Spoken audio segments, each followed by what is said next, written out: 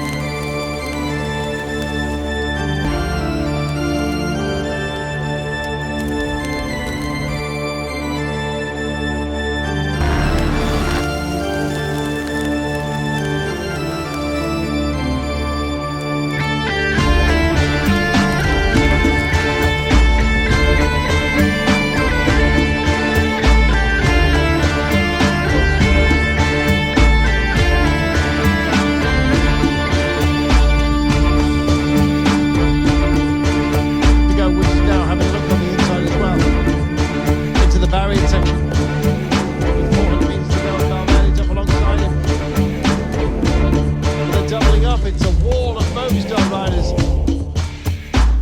2 because he's got 10 seconds in which to try and take it off Mark Perdue. It's going to be so close on the line, Brian. He's going to need to use all of his sprinting skills, Alejandro Valverde, if he's going to take it, but he's not. He's not quite going to get it. Or is he? I've said that already. No, he's out the saddle and he's down now.